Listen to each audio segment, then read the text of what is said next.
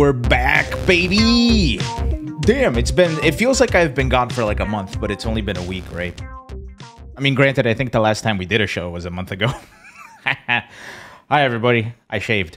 Welcome to another episode of Best of Five, your sometimes weekly talk show, where you know, myself and everyone behind the scenes are just hanging out by a thread. So here's the situation. I've been gone since last week. Been having like some rough mental health days, as it were, purported or like exacerbated by work and other things, like, you know, the midterm elections. I was really wanting to stream Rumbleverse since it came out on Monday, or I'm sorry, on Tuesday. Couldn't do it. I even tried streaming over the weekend. Couldn't do it. So, but we're back. We're back on it. Hopefully this is the uptrend so we can get back to our regularly scheduled program. It feels like, yeah, dude, Zero Star, man, I feel you, dude. It feels like this time of year is like the time where like everybody falls apart. More so than before. Yeah, but for whatever reason, this time of year feels like it's the hardest. But it's all good, though, because we're still here. We're still breathing. And we still got FGC news to cover. So we're going to get right down to it, shall we? First, before we go on, I want you guys to give Mean Scene, who's right here, and Blue and PB Tuft a giant round of applause. Because like I said, everybody's dealing with stuff. But they were able to band together and save this week's recap after I dropped the ball. So thank you, Mean Scene, Blue, and PB Tuft, everybody, for doing what you do best, which is cover my ass when I screw up. So thank you. Let's get down to it. It's recap time. You guys ready? Ladies and gents, it's recap time.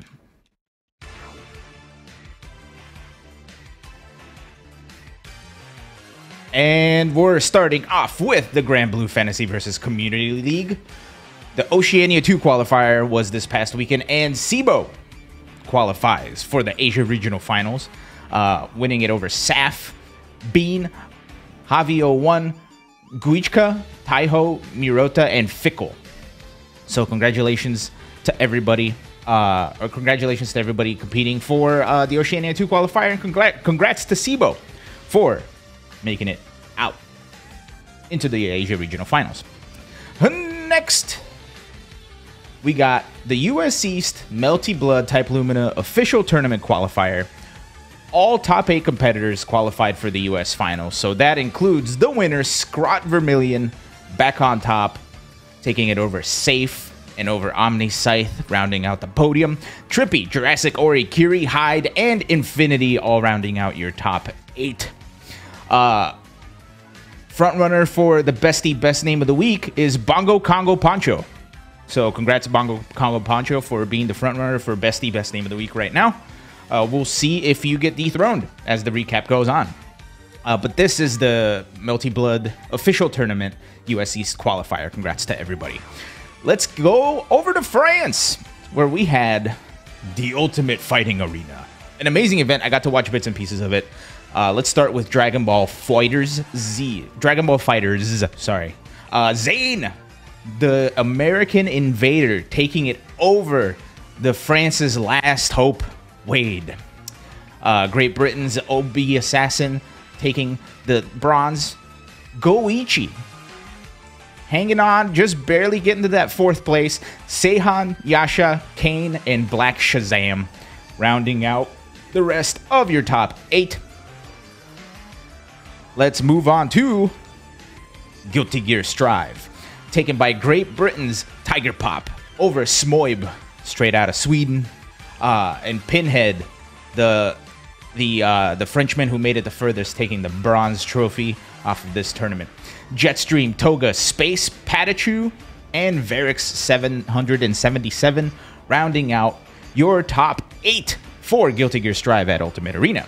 Congrats, everybody. Let's go to King of Fighters. King of Fighters 15. Score all the way from Japan, taking it over White Ash from Qatar. And Sweden's Bubblan rounding out the podium.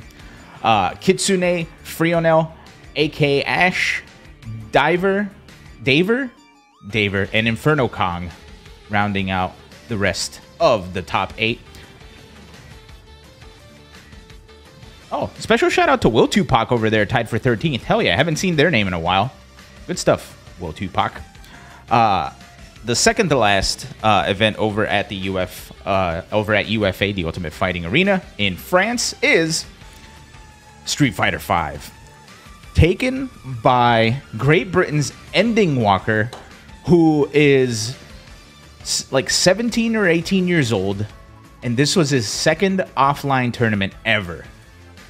And this dude lost like one game the entire tournament. Yeah, Ending Walker put on a clinic and just wiped everybody. So be careful out there. Yeah, he doesn't want the ceremony. Yeah, he just ran right off the stage too at the end. But damn, yeah, congrats to Ending Walker. Coming from seemingly out of nowhere and just tearing the place apart. Taking it over Valmaster, the French defender. Punk. Panda Punk, tied for 3rd. Lord Angry Bird, Mr. Crimson, Phenom, the Four Fills, and the Big Bird are the rest of your top 8. Freya, Wanmei, Takamura, Eastwood, and Luffy all tied for 9th. And GTR, Kills You, Akainu, and Link Excello. I hope I got that name right. All tied for 13th, so congrats to everybody for a great showing for Ultimate Fighter Arena. Very, very entertaining tournament to watch. And the last but not least, we got the Tekken 7 results. And Tekken 7 at Ultimate Fighting Arena was a hell of a tournament. If you haven't watched it, please go watch it, because Ulsan from Korea taking it over USA Zone, the queen of USA Tekken, Cuddlecore. Excellent showing from Cuddlecore, taking 2nd. Dom Billy Maymun from Deutschland over there, taking 3rd. Jod, Rukang, Kokoma, Sefit Black, and Kalek, all rounding out the rest of your top 8. Tied for 9th were Banana, DBP, Tetsu, and Super Akuma.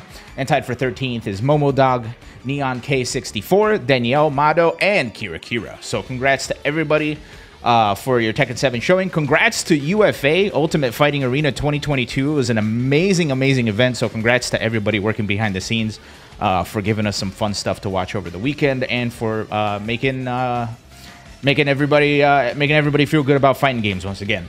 You feel me? All right, ladies and gents, that's been this week's recap. Let's take it to the top.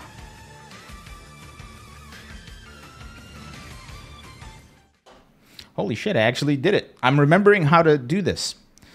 It was an amazing tournament, right? Man, like the Ending Walker stuff was so cool. Like the fact that that kid is like 16, 17 and is just like cleaning house. Like he 3-0'd Punk. He almost 3-0'd Valmaster. It's pretty crazy. Pretty crazy. But yeah, congrats everybody. We made it. That was this week's recap. It's time for us to dive in because we got a lot of stuff to talk about. First, Rumbleverse Season 2 is, as of Tuesday, now out. We got the developer walkthrough on Monday. They moved it up. And on Tuesday, we got the game. And there have been a lot of crazy additions, a lot of amazing new things that we can do. But I think instead of me trying to describe everything, why don't we just look at the trailer?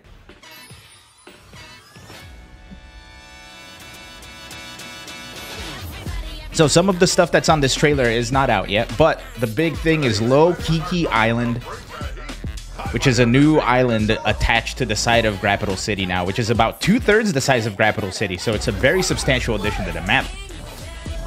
There will be limited time trios and quads. They're not out just yet. There's new weapons, the Starfish. There is, we haven't seen that, the Barbarian Scream just yet, but we have seen... Well, we haven't seen the Broom either, so that'll be coming down the line.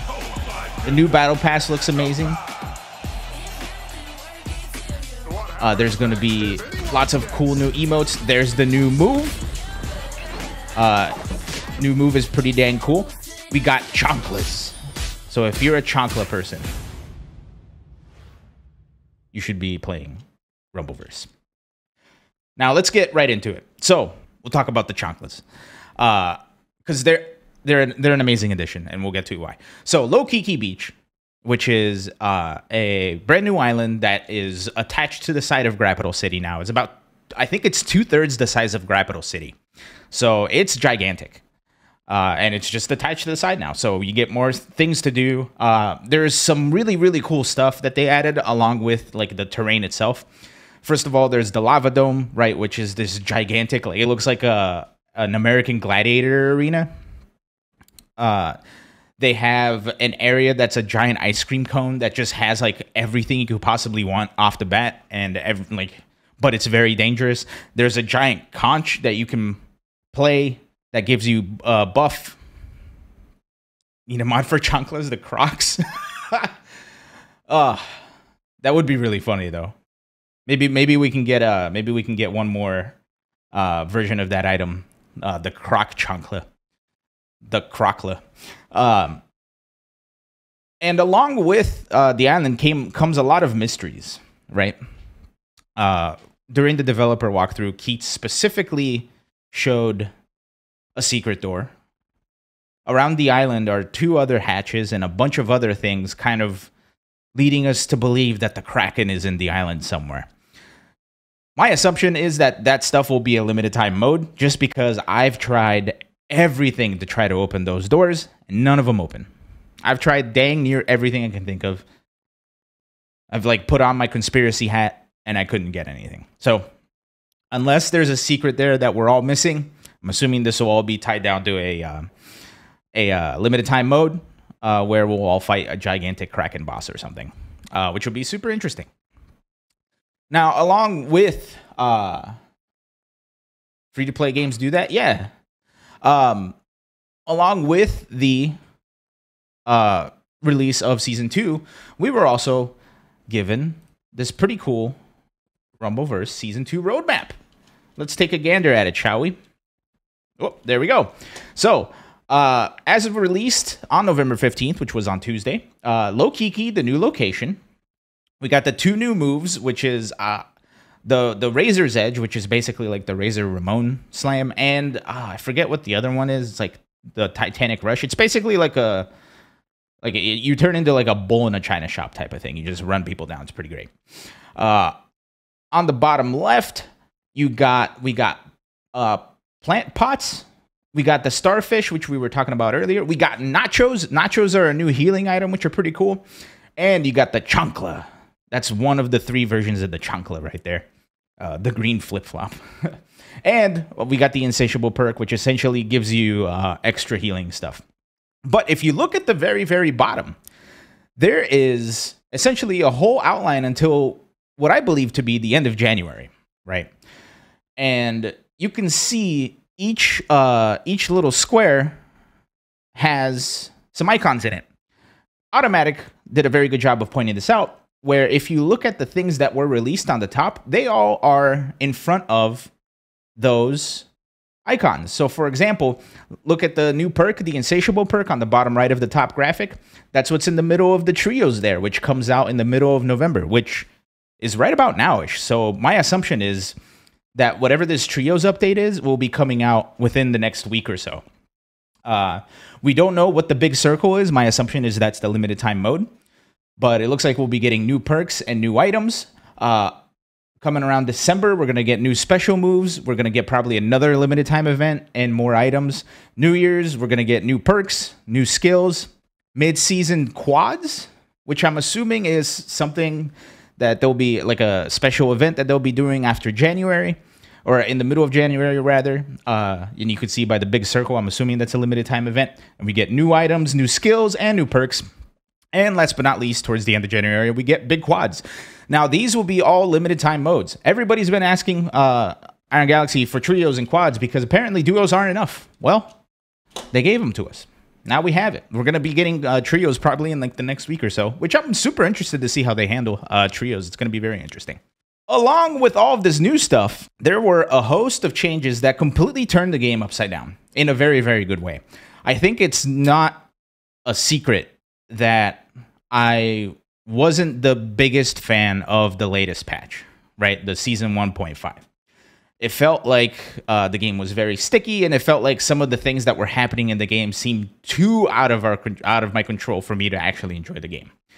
There were things like Air Vicious Mist that made things very difficult. There were things like random like off-screen third-party giant elbows that do one-hit KOs, supers that did one-hit KOs, all this other stuff that made the game seem very risky and not quite as fun. Along with the changes to the movement, it felt like the game was kind of like in a little bit of a rough spot for me personally. Right, I didn't enjoy it very much. I know I'm not alone in that, but I also know that there were people that did enjoy it, and that's perfectly fine. It just wasn't my cup of tea. With this new patch, they addressed a ton of the issues that I personally had with it, along with a lot of other quality of life things.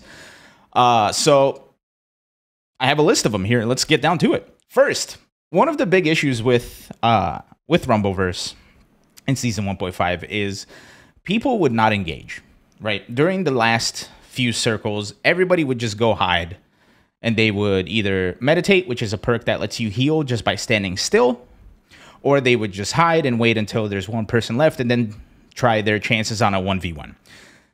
To curb that, they completely hit meditate the perk with a nerf hammer. Now meditate only works up to 50% of your health. So if you're above 50% of your health, you no longer heal, which is super interesting. Vicious Mist is slightly nerfed. It's slower. However, still annoyingly difficult to deal with, but a lot better. Plank style weapons, which were another big issue, because if you had a plank style weapon and you hit somebody with a vicious attack, you essentially got to do whatever you want. You could do a charge jab, which would give you a full combo and would open up giant combo routes that would essentially get you to die in one hit. Plank style weapons now no longer do that. They only combo into the jabs themselves. So what you do now is you hit a vicious hit with a plank, and then you can choose one of the 3 jab strings in order to get damage off of your opponent. If you're closer to a wall, then you can do wall splat combos. I think it's super interesting that it makes the bigger combos a lot more situational than before. I think that's very interesting.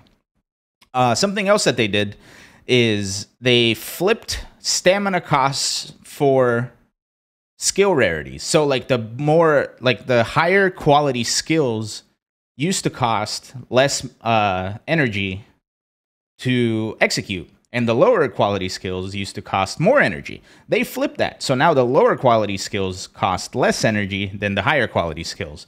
So it gives you an incentive to use the lower quality stuff if you don't have enough stamina to spend on the higher quality stuff, which is super interesting.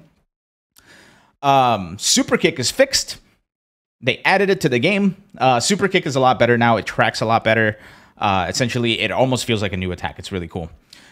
Along with all of this, they completely overhauled how block stun is handled, right? And I thought this was super interesting, and Keats went in depth with this in the developer showcase for Season 2. Essentially, the way they were handling block stun, or the way they were handling like hit registration, was causing a lot of inconsistencies. So they fixed that. So now all moves that are supposed to be safe are safe. All moves that are supposed to be punishable are punishable. Things feel a lot more consistent, which is super duper interesting, and I'm a super big fan. I was convinced it was like a network issue, right? Where like things were not being read right because of latency. But boy, was I wrong. They completely fixed a lot of the issues that I was having and a lot of the inconsistencies that I was getting very frustrated with by overhauling how they handle the block stun and the hit registration. So big ups to them for that. Dodging. Dodging was something that they completely changed for Season 1.5 that made things feel very sticky, right? I think I mentioned that it felt very sticky, where you would dodge to move somewhere, but there would be so much recovery that you weren't able to do anything. Air dodging was a way of traversing before, and now that that got taken away, the game felt a lot less movement oriented, right? They completely changed everything. Dodges are super fast now. They're still punishable, which is great, but dodges go super fast. You can once again chase people down with jump dodges. And I feel like they kind of found the happy medium between what it was in Season 1 and what it was in Season 1.5. So that was awesome. That was awesome. And the game feels a lot less sticky, and it feels a lot more responsive now. Along with that change is that combat itself feels like it's less risky, right? Because before, you would get into combat, and then one mistake would mean death, right? You would be hella punished, and then, you know, people would get one plank or one vicious miss, and then that was it, right? With this change, since dodges recover more quickly, and it's like things feel more deliberate and things feel more situational, it feels like there's less overall risk for you losing outright when you're running around. So, and in addition to this too, one of the big things they changed, which I completely forgot to write down, and I'm happy I remembered it, is damage changes for altitude. So one of the big things about this game is you can jump from the top of a skyscraper, you can elbow drop someone from up there, and it does big damage.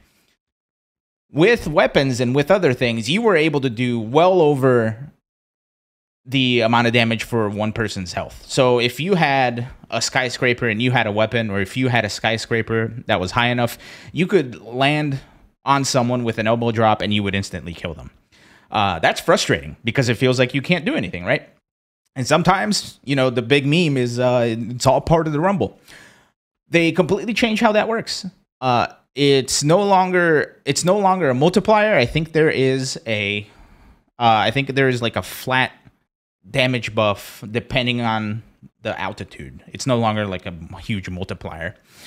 Another thing they did is arms powders got really, really nerfed. Arms powders are the stat boosters that give you more damage. Those no longer apply to how you earn perks, which makes them a little bit more useless than before. And supers now scale differently. So there is no chance.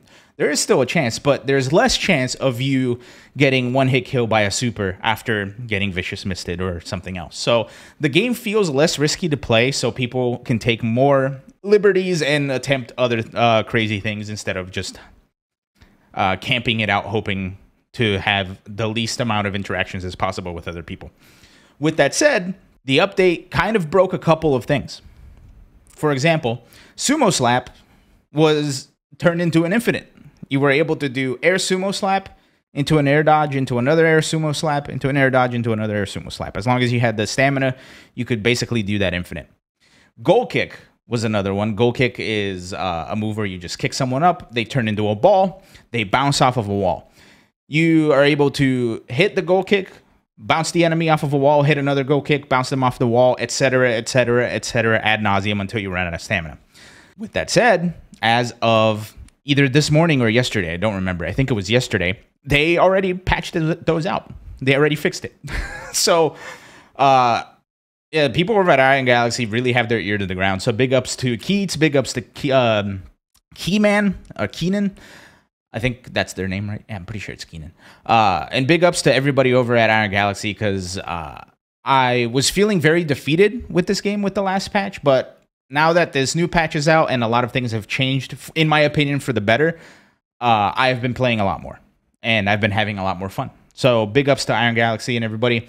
Can't wait to see what's next. Can't wait to try trios and all that other fun stuff. I'm hoping to stream this on this channel. I haven't streamed release Rumbleverse yet. I've only streamed the betas on here. So I'm trying to find some time, and we'll play some Rumbleverse on here.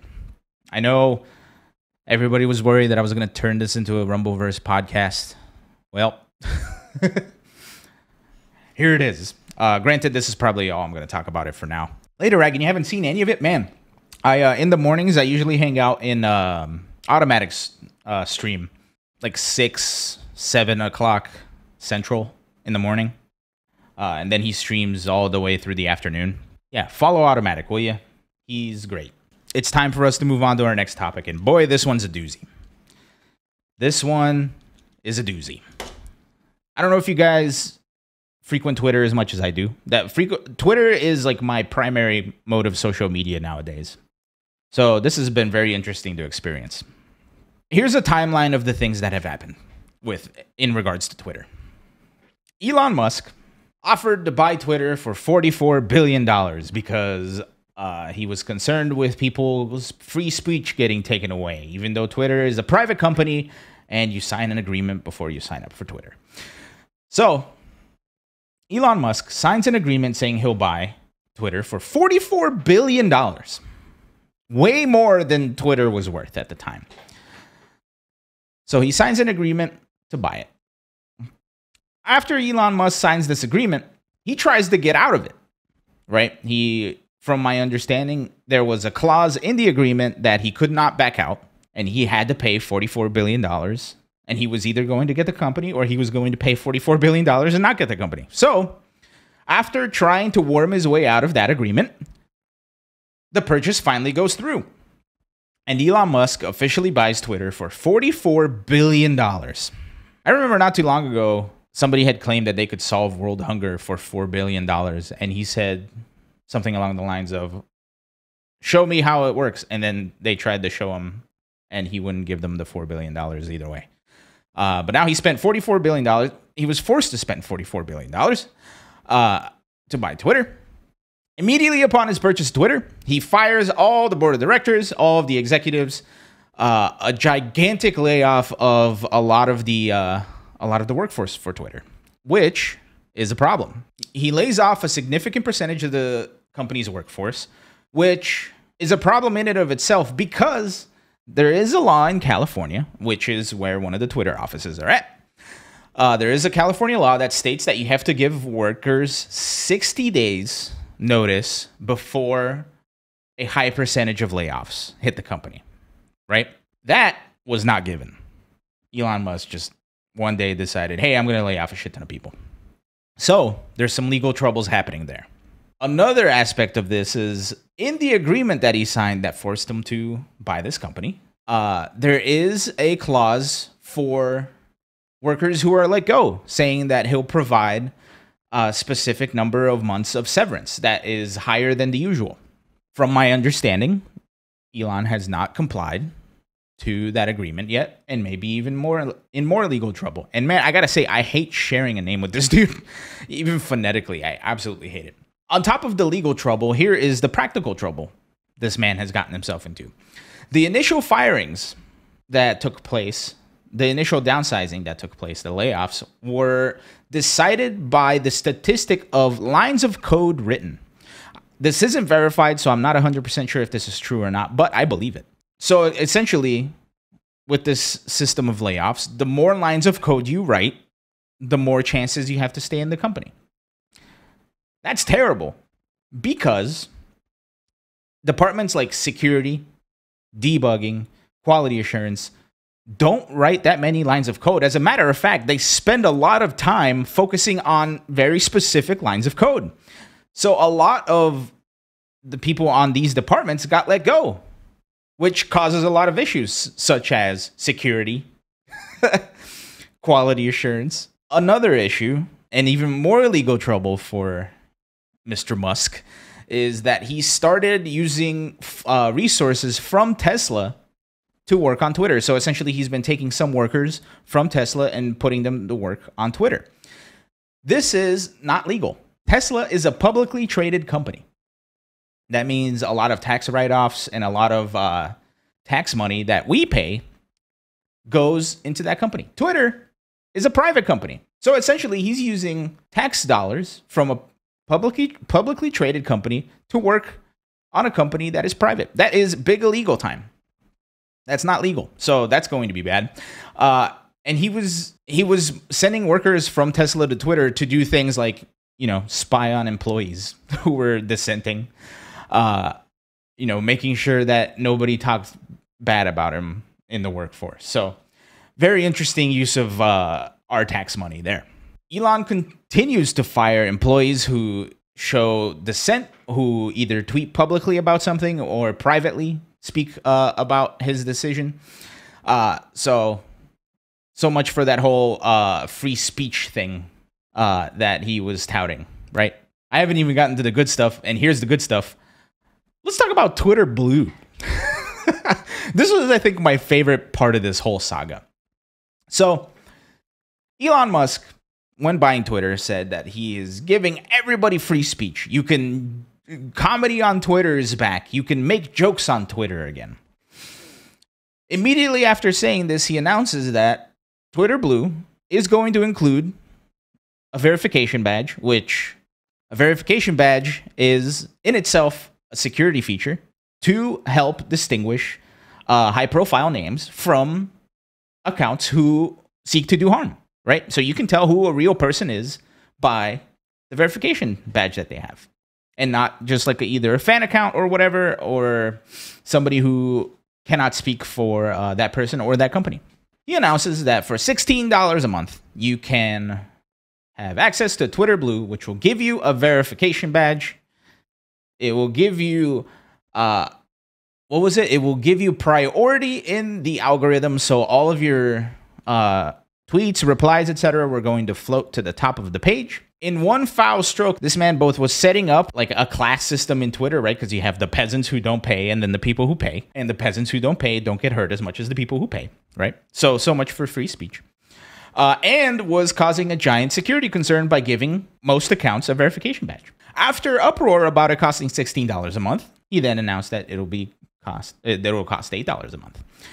And after a lot of backlash and after a lot of warnings, Twitter Blue for $8 a month got released. Any account could now have a verification badge for the low price of $8. And you might be thinking, that won't be that harmful, even if people tried to impersonate other people.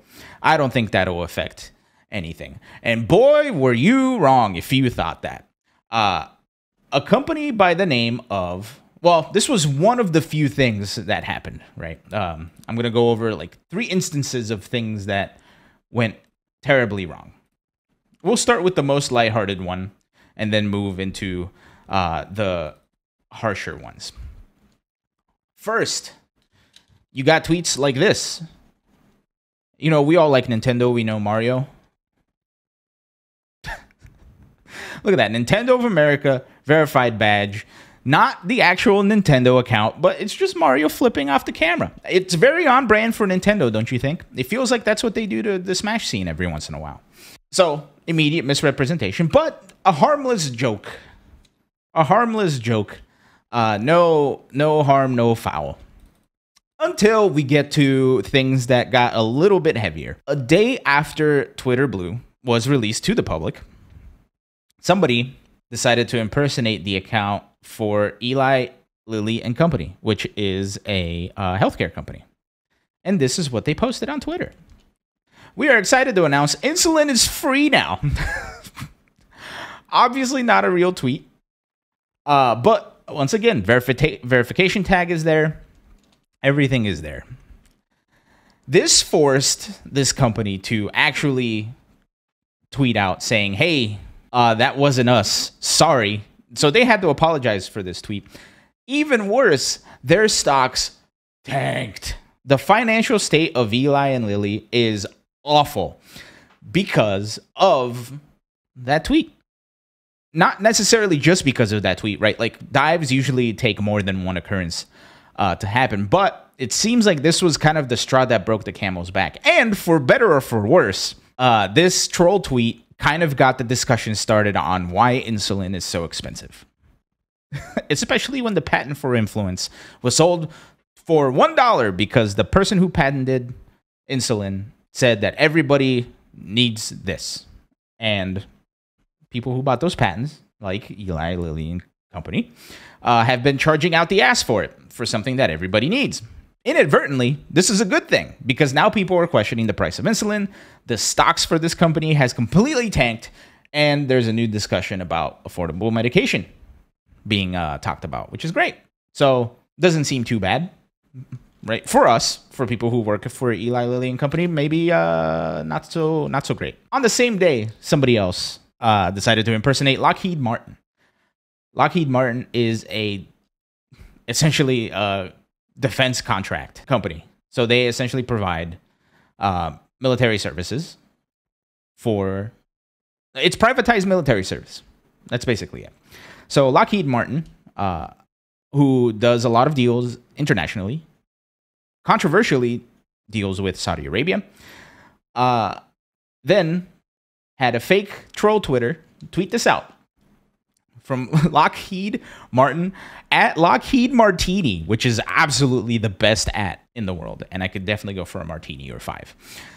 Saying, we will be halting all weapon sales to Saudi Arabia, Israel, and the United States until further investigation into their record of human rights abuses. Doesn't seem like a bad thing at all. However, completely tanked their stock, caused a lot of disarray within the company, caused a lot of disarray in the market. So essentially what Elon Musk has done by having this Twitter Blue be accessible for the price of $8, he essentially gave everyone a way to completely ruin companies, right? Like, he made the best tool for fighting capitalism by not thinking of the actual outcome here.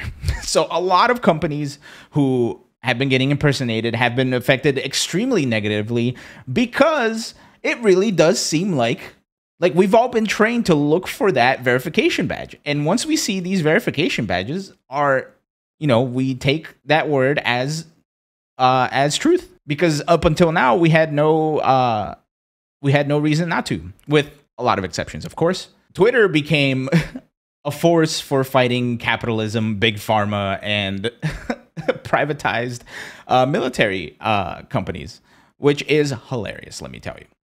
That was, I think, my favorite thing. Immediately after all this started happening, and immediately after all of these companies began being negatively affected by this, Twitter Blue has been removed. You are no longer able to purchase, use, or edit anything tied to Twitter Blue, which creates another problem. People who paid $8 paid for 1 month of Twitter Blue. Twitter Blue, as of right now, is no longer available. So their money has been stolen. Have they been getting refunds? I'm not sure. So on top of being in legal trouble with these companies that have been negatively affected by this decision, the people who purchased this service are no longer getting that service. And if they have not been refunded, then that's a big issue. This is going great. As if that wasn't enough, once again, a huge percentage of employees at Twitter are leaving due to Elon Musk's big Twitter 2.0 ultimatum. For those of you that haven't seen, internally, Elon Musk sent a memo that moving forward, Twitter 2.0 is going to be much more focused on engineering, much more focused on product and development. And it will be, the word he specifically used is hardcore. So in the memo, he said he was expecting people to work out of the office for a minimum of 40 hours a week, which already doesn't bode well, especially because the culture at Twitter was that people can work remotely. So taking that away is not a great thing. He told workers to expect to sleep in the office and work ridiculous hours, and essentially was like basically saying that their lives were going to be hell. And their options are, you either agree to this, and in the memo itself was a button for you to, a link for you to agree, or you can leave. And surprisingly, or unsurprisingly, a lot of people are choosing to leave, right? So a lot of workers are now leaving, and on top of everything else, it just seems like everything is just falling apart. Last but not least, and this came out today, once again, this isn't verified. It seems like it's true. So once again, don't take this as complete truth, but I would love it if it's true. Because of such a large number of employees leaving, employees leaving, the Twitter offices are going to be shut down until the 21st, which is next week today. So they're shutting down the Twitter offices for 1 week. Why? Because they're afraid that so many people are leaving that the people leaving are going to sabotage the office and the company as they're leaving. So they're completely shutting the office down. Boy, That's a hell of a saga, right? And that's where we are now.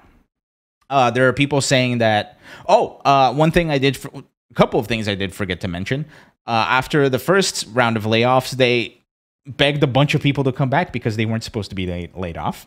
And as of right now, Twitter is running a test version of their website. So in development, there are two versions of a product. There is a test version, which is the version that, is internal. People test. They can alter it in a specific way so that they can hyper-focus on problems.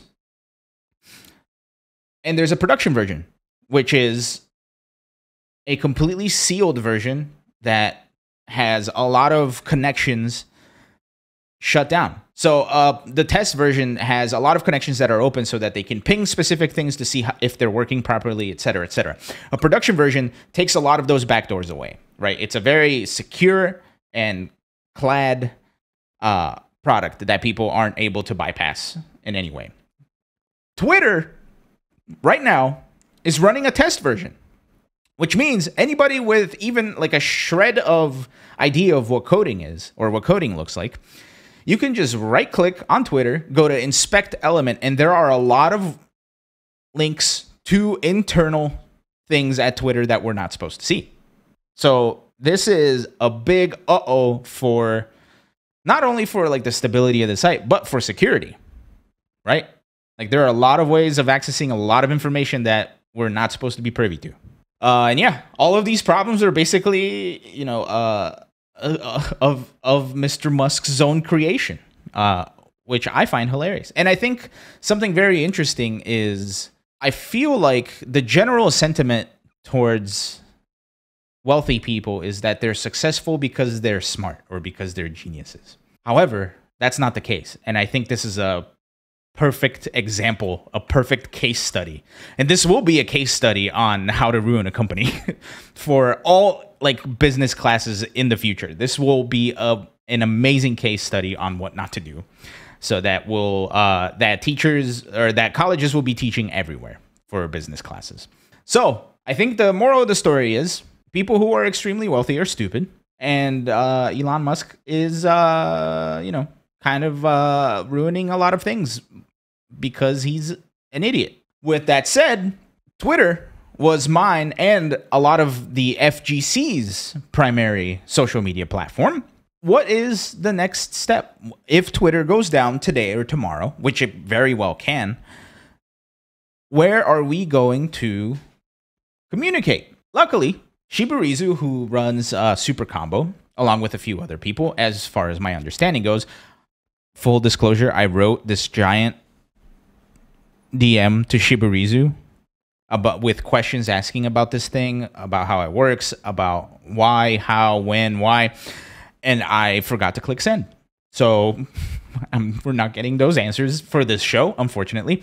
However, they have made the site FGC.network, which is something that looks very much like Twitter. I believe it's running off of Mastodon, but I'm not 100% sure. Mastodon being another website that's very much like Twitter. And it's a social media network that looks to be very, very hyper-focused on FGC stuff. So if you go to fgc.network, if you go to join.fgc.network, you can get more information. And that seems to be the place where a lot of other people are congregating, expecting the downfall of Twitter. Moral of the story is somebody in the FGC has our backs, and we have a place to go to. I just find this so interesting because Twitter felt like it was going to be one of those places that was going to be around for a long time. And I think while the circumstances are slightly different, it feels like this is the same thing that happened with MySpace, where MySpace was the big dog. They were going to be around forever. And then all of a sudden, one thing happens and boom, it's gone. And nobody's on it anymore. So long, Tom. But yeah, so there you have it. That's the saga of Twitter, how it affects the FGC, and where it seems like the FGC is going next. So join.fgc.network. Go there. I know nobody has claimed it yet, but I'm going to hit the big red button just so I can get a little bit of a break from talking before we dive into our final topic of the day, which is some Street Fighter 6 news. So I'm gonna hit the button for myself just so I can stop talking for a little bit and drink some water, and we'll be back right after this. God. Get the camera on this guy. Jaha, say hi to the internet. I was just talking about you saying how buff you are now. Yo, he's got the Scott Steiner dude? Dude, when the stars touch the sky and you get the Equiax. The big bad booty daddy. Wow, he hasn't aged at all. I don't like him being behind me. No, he's too close. Hey, back it up. It's called security. You know the counter to Jaha. Do the Jaha counter. Get him out of here. Get this guy out of here. He's a loose cannon. We're going to need more security. Shout out to Jaha, the legend. Perfect. Oh, my gosh. I was a little concerned there. My life just flashed before my eyes, internet. I'm going to be honest with you. I was really hoping for the Jaha Jaha the counter. base god came in. I can't believe he's wearing the chainmail. And so it's top 8 time. I'm Rick. Oh, my goodness. Big booty Eris.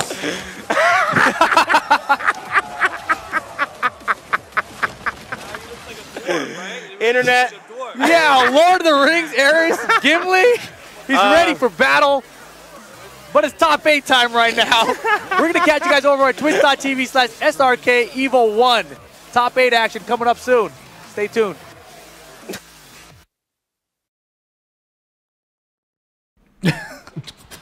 Dude, that I think is my favorite clip.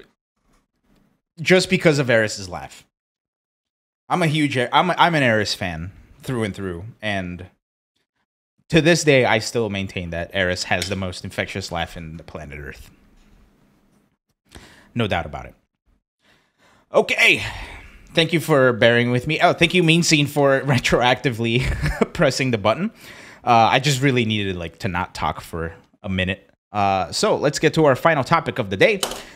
And it is that we have some Street Fighter 6 news.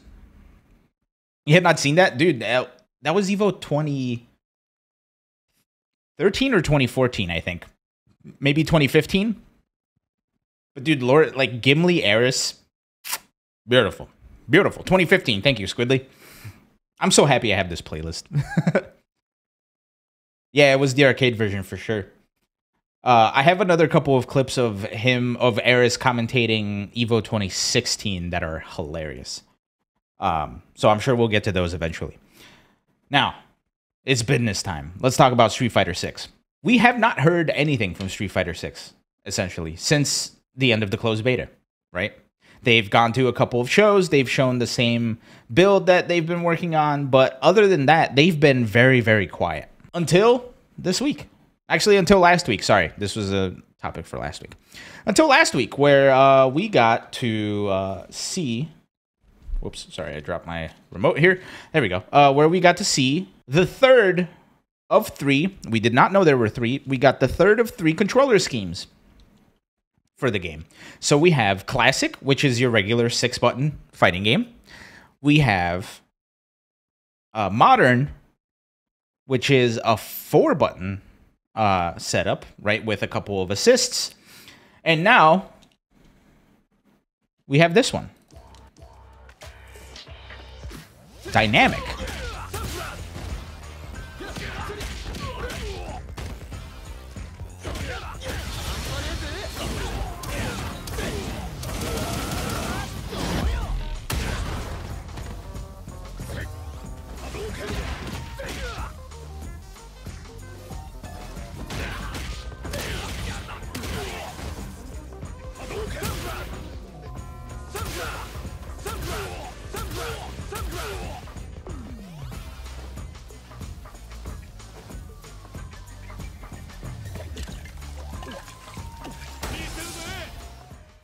So here's what we just saw. And we have a graphic here to show. The dynamic button scheme. So it's sitting alongside the Classic, which is a 6-button, the Modern, which is the newfangled system, Classic, Modern, and Dynamic. And here's what Dynamic looks like. It's battle with AI-assisted attacks. So essentially, you could just press buttons and things happen. So the way Dynamic works, the dynamic controller scheme works, is by spacing. So if you're At a close range to your opponent, if you start pressing buttons, you're going to do combos. Depending on what kind of combo you do, whatever combo you do depends on whatever type of situation, right? So it's AI assisted. If you're in the mid range, you mash it. It's like, so Squidly, from my understanding, it's like an auto combo. But it's like an auto combo that changes depending on the situation in the game. So it is AI assisted. So if you're at close range and you start pressing buttons, whatever situation it is, for example, if it's a whiff punish, you're going to get a giant combo off of it. If you're in neutral, they're probably gonna try to do a jab combo, etc., etc., etc. In medium range, the AI can choose to do a jump in. Yeah, in medium range, the AI can choose to do a jump in. So you can just press buttons and it'll, if it throws, we saw it jumping over a fireball that Ryu threw. And you do a lot of like the mid-range combo stuff that you would usually do. I believe it also dashes forward. I'm not 100% sure on that. I haven't seen the actual full breakdown. Last but not least is the far range. The far range stuff is later, Rag, and I see that. I will press it in just a second. Let me finish this thought. The far range utilizes the zoning, whatever zoning tools the character has, or whatever self buffs the character has. So we saw Jamie drinks on the long range. I'm assuming Ryu either throws fireballs or he does the Denjin charge up. I'm assuming Kimberly throws cans. Jury does the Fujin stocks or whatever. Fujinha stocks, whatever. That's what I'm assuming it is. So I think this is super interesting. Before I get into our next thought, it's button time. Wow. What do you think about this mirror match, Chris Matrix? Well, it's not a complete mirror match. I mean, but just Morgan Missile. Thanks for everything, bro. I guess whoever says uncle first. Whoever says uncle first? Yeah. Whoever says Mate first, right? Mate. Oh. Say it! Say it! Say it! Say it! Mate! That was against what's his name? Which one was that? Kickboxer or Bloodsport? Which one was that? Bolo or the ponytail? That was Bolo. That was Bolo. Yeah, the big Asian. The one I be like He said, you break my record, I break you. Just like I break your friends. Oh, holy shit. Dude. Okay, context here. Bloodsport is legit like one of my favorite movies. Like top 1 favorite movies. I can recite all 4 lines out of that movie. Dude.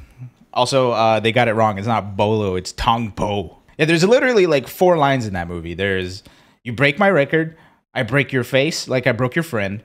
There's OK USA, you must show me Dimmak. And then he does a Dimmak, and then the big guy comes out. He's like, "And you want to see some Dimmak, brah?" And he like busts up a brick with his forehead, and the dude goes, "That's not Dimmak." And he goes, "Yeah, it is." Bloodsport's my favorite movie ever. Anyway, what was I saying? Right, Street Fighter 6, dynamic control, AI assisted, lots of fun. That's the end of that one. However, that wasn't the only piece of news that we got off of Street Fighter 6. We also got a little bit of a sneak peek into some art that looks like will be featured in some story mode stuff. And this is what that stuff looks like. Here's Kimberly. Neat. Here's Jury getting haunted by Bison, right? This next one is super weird to me. Well, okay, first of all, Luke is weird, but this wasn't the one I was thinking of. Here's Luke doing whatever Luke does. And then there's this one.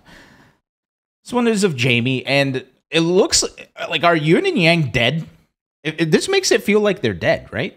They're either dead or they like the Illuminati experimented on them, and now they're like 8 stories tall. So something's going on over here. You can kind of see Yun wearing a cardboard box on his head, maybe.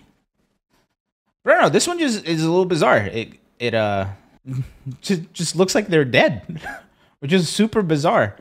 So who knows what's going on there? A lot of questions have to be answered. The interesting thing about Luke is, you know, when they introduced Luke at first, like he started like in the Street Fighter V story, he talked about his dad. My assumption was always that Guile was his dad, but then it kind of turned out that maybe it wasn't. But now they show him sparring against Guile over here on the right, so maybe Guile is his dad after all. Or maybe not. I don't know. Am I looking too far into this? Maybe. Alongside these, we also got a little bit of a look into Ken's story. And Ken's story is something that I did not think any of us expected. Like at first it was like, oh, it's Hobo Ken. Second, it was like, oh, Ken's being investigated for terrorist stuff. Dude, eight-story tall Yun doing Ganadrian combos. Dude, this is the Street Fighter crossover with Godzilla Destroy All Monsters, right? But anyway, back to Ken's story. Ken's being investigated for terrorist stuff. You know what it is? And this is something that I think none of us expected, and it's kind of heartbreaking to hear about, right? Where we have Ken, who's like this very beloved character. He's been part of this franchise forever. And it turns out Ken is a Trumper. And he went to the Capitol on January 6th. Ken went to the Capitol on January 6th. He was at the insurrection. And here he is getting questioned, shirtless, right after they pulled him out of the Capitol. And then here he is, running away from the law, after they announced that he was going to, after they gave him a court summons. So it's very unfortunate that Ken is a QAnon person. And it's very unfortunate that, you know, he kind of like showed his true side after all this. And it's very sad, but I guess we'll find out more about Trumper Ken in Street Fighter 6. Guile has that January 6th look? Maybe? Well, here's the thing. Guile is actually in the military. So maybe he was, you know, in there like defending the Capitol. You feel me? Wait a minute. Ken is a follower of QAnon. Q. Who's the president guy in Street Fighter 5? I can't recall his name right now. G. So maybe G caused the insurrection and Ken went and now G is Q and he's anonymous. I feel like we've just uncovered a whole conspiracy theory here. G and Q have similar normals. Yeah, they do. I think we've just uncovered something here. Maybe G tricked Ken into joining QAnon. Isn't there another guy? I know there's like the Psycho Power guy, the guy with the white hair. JP. Yes, that's the Psycho Power guy with the white hair. And there's also like in the leaks there was also like the Fang apprentice. I think her name was like Aki or something. But she's not in the first she's not in the game release. So maybe be DLC along with Akuma and Ed. Or maybe they're not even there. Who knows? Leaks aren't all true. But anyway, that's like the minuscule Street Fighter update we got. That's all we have for now. Capcom Cup is coming up. Capcom Cup's coming up in March. So my assumption is maybe that's when they'll announce more stuff, or maybe there's going to be like another tournament at the end of the year or something that they'll announce more stuff. But yeah, it's been kind of a dry well, as it were. Tekken might be announcing some stuff. I know there's the North America Regional Finals happening next weekend or 2 weekends from now. So it's been a bit of a dry well as far as like game announcements, right? Like we got the huge hype of like all the announcements. We saw Tekken 8, we saw Street Fighter 6, we played Street Fighter 6. It was awesome. And now there's nothing. It makes me kind of sad. Anyway, that's Street Fighter 6. Anybody else? My fellow co-hosts, you guys have anything else on Street Fighter 6? There's a preview comic coming from Udon. Yeah, and they said they're gonna dive into Ken's story in that too. Yeah, that's right. I forgot about that. Thank you for reminding me. That's Street Fighter 6. You know, we're all sad about Ken being in Trumper, and it's unfortunate, but it is what it is, right? Let's get to quick hits. We made it. There's just 2 things on my plate right now for quick hits. First is, and I wish I could have, and I have this in quick hits because I did not have enough time to research it properly, but Multiverses Season 2 is also out. Black Adam is out, along with a slew of changes and along with a new Battle Pass and everything. They also announced the first character for Season 2 of Multiverses is Marvin the Martian. I cannot believe it. That's my favorite character. I cannot wait. I will, if Marvin the Martian vibes with my brain, I will be spending so much time playing Multiverses because I love that character. So big ups to Marvin the Martian coming next to Rumbleverses. Along with the Battle Pass and along with the announcement of Marvin the Martian, they also added a lot of character variants, with some of which include even like a new voice actor for that specific variant. I think like there's a Finn one called Fern. I don't watch the show, so I don't know what it's about, but it's cool that they're like really throwing resources into it this far in, and they still keep like patching the game. There's a slew of balance changes. So big ups to Multiverses. I really wish I had I really wish I could have like researched that a little bit better instead of just saying that. And last but not least, before we sign out, earlier this week, the Game Awards, which will be happening within the next week or so, announced their nominations for Best Fighting Game of 2022. This is for the best game designed primarily around head-to-head combat. And here are your nominees. DNF Duel, JoJo's Bizarre Adventure All-Star Battle R, King of Fighters 15, Multiverses, and Sifu? Sifu being there is a little bit of a trip. Specifically because of the description at the top left for the best game designed primarily around head-to-head combat. Sifu's not a head-to-head combat game. With that said, though, I'll call Sifu a fighting game. That game's sick, and it's fun, and there's a lot of like very in-depth fighting in it. I feel like a better candidate for this would have been Multiverses, or not Multiverses. Multiverses is in there. Rumbleverse. I think Rumbleverse is closer to a fighting game than Sifu is. But either way, these are the games for 2022. Chat, anyone got any bets? There's a big part of me that thinks that Multiverses is going to win. But realistically, I think either JoJo's or King of Fighters is going to win. I don't think there's enough of an audience for DNF Duel. But yeah, Multiverses I think is at the top of my list. Second is probably King of Fighters. If Sifu... You know what might happen? Since the Game Awards is all like the circle jerk of the gaming industry, there's a part of me that thinks Sifu's gonna win. Like that's why they put Sifu in this category, because they wanted to give Sifu something. Who knows? I find it bizarre that Event Hubs is in the jury for the Game Awards, yet Sifu's on here. Realistic, you know what? Now that I'm thinking about it, I think Sifu's gonna win. Y'all wanna place a pizza bet? I'm not going to buy everybody pizza, but maybe I'll give away a pizza if I'm wrong. Depending on when the Game Awards are, I have a loose plan to be here and stream it like we did with, I think we did that with another Jeff Keighley show where we waited for the Guile reveal, and then we wound up not watching the rest of it. So I do plan on being here for the Game Awards depending on where it is. Most likely, it's probably going to be like Tuesday or Thursday night as it usually is. So we'll see what happens. But yeah, if I'm wrong, I'll give away a pizza or two for you guys. And if you're a YouTube watcher or a podcast listener, you can join us in the Discord. If you go to BestofVShow.com, there's a link to our Discord there. I'll probably put stuff for the pizza bet in there, and then we'll do a giveaway on the show, a pizza giveaway, if you will. But yeah, ladies and gents, I think that's all I had for tonight, and it's 9:25, so we're 5 minutes early. Sorry about that. But with that said, I was not expecting to even make it this far. I thought this was going to be a shorter show today, but here we are. It's 9:30 almost. Before I leave, I have one big thing I want to say.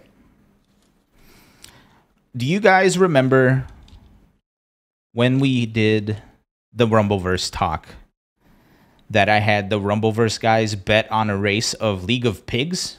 You guys remember League of Pigs? I'm actually waiting for the chat to respond to this because this is important. If you don't remember, you can go see our Rumbleverse episode where we talked with Katana Prime, we talked with Tupperware, we talked with Automatic, all about Rumbleverse about a month after it released.